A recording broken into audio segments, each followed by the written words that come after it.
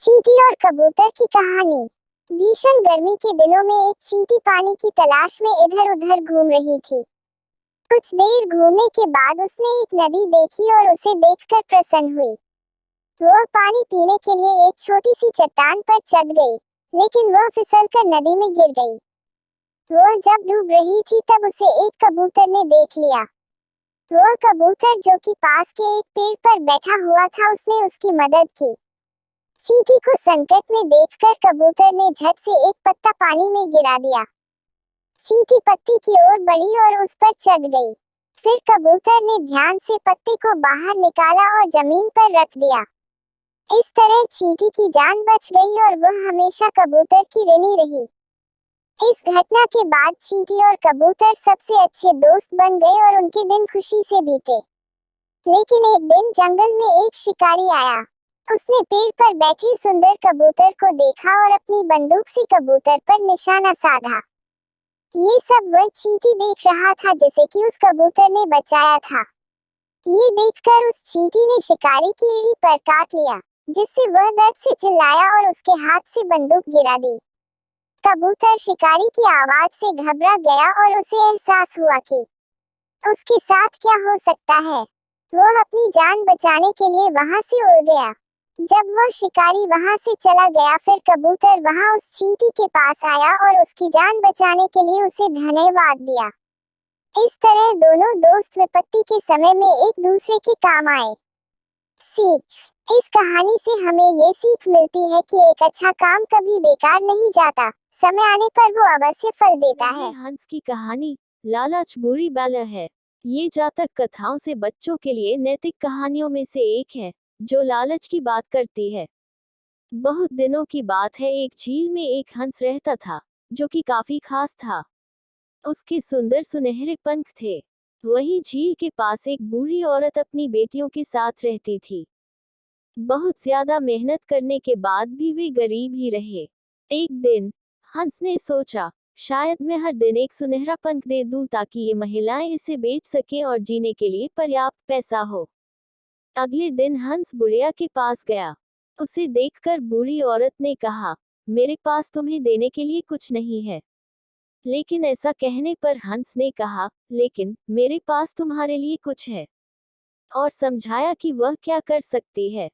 बुढ़िया और उसकी बेटियां सोने का पंख बेचने के लिए बाजार गई थी।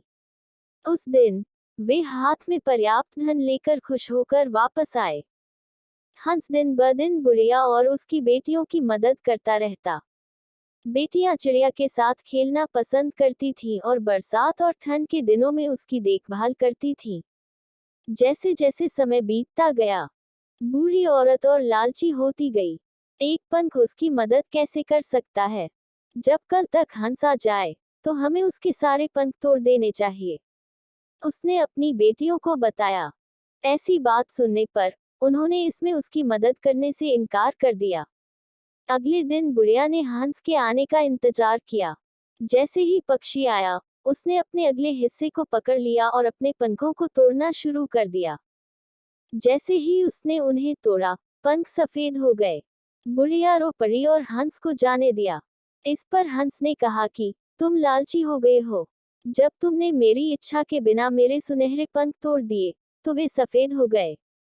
इतना कहकर हंस गुस्से में वहां से उड़ गया, फिर कभी नहीं दिखाई पड़ा। सीख। इस कहानी से हमें ये सीख मिलती है कि अत्यधिक लोभ से बहुत हानि होती है। दूसरों से चोरी न करना या स्वार्थ के लिए दूसरों की कामना न करना अच्छा है।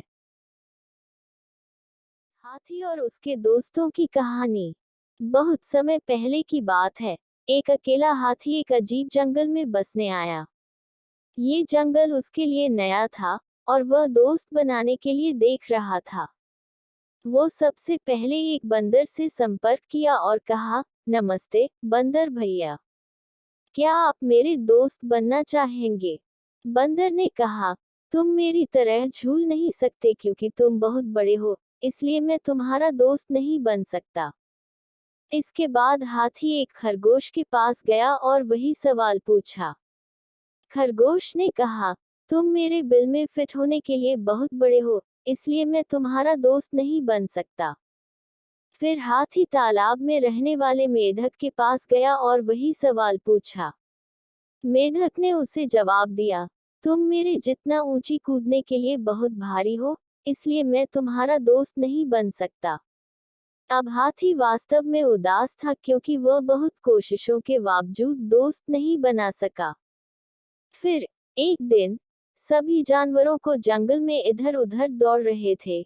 ये देखकर हाथी ने दौड़ रहे एक भालू से पूछा कि इस उपद्रव के पीछे का कारण क्या है।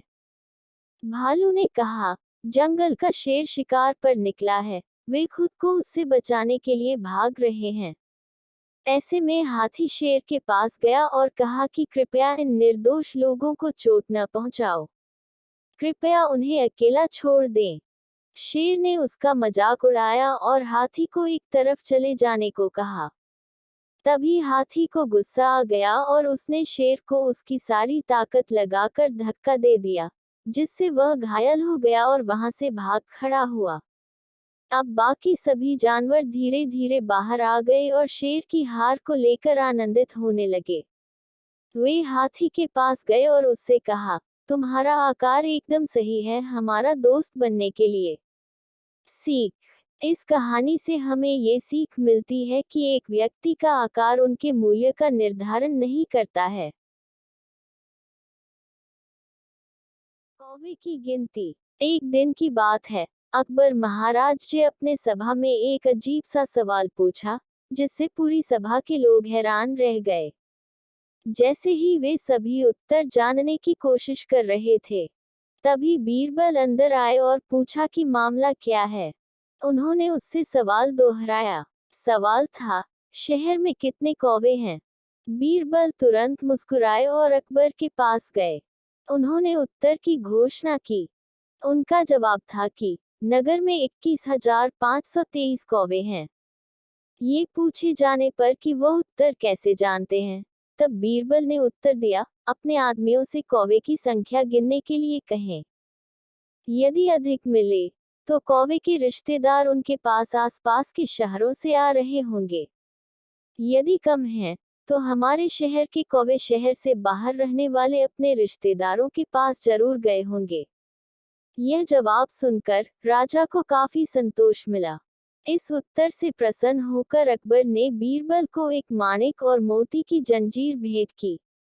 वहीं उन्होंने बीरबल की बुद्धि की काफी प्रशंसा करी। सीख, इस कहानी से हमें ये सीख मिलती है कि आपके उत्तर में सही स्पष्टीकरण होना उतना ही महत्वपूर्ण है जितना कि सही उत्तर का होना।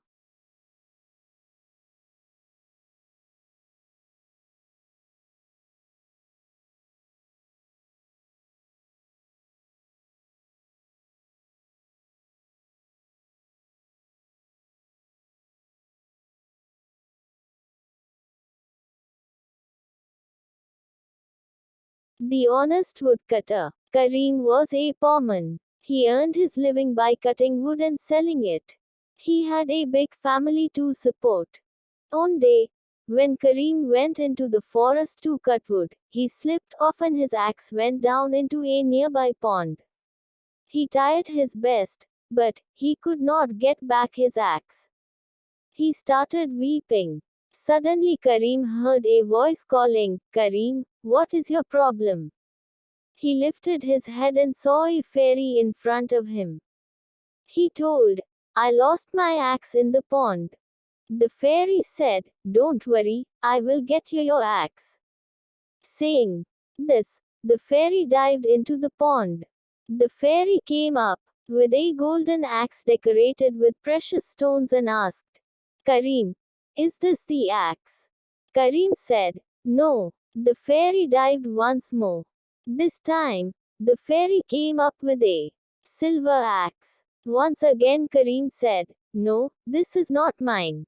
The third time the fairy came up with Karim's axe. Now, Karim was filled with joy. The fairy too was happy on Karim's honesty. She gave Karim all the 3 axes and blessed him. Honesty pays.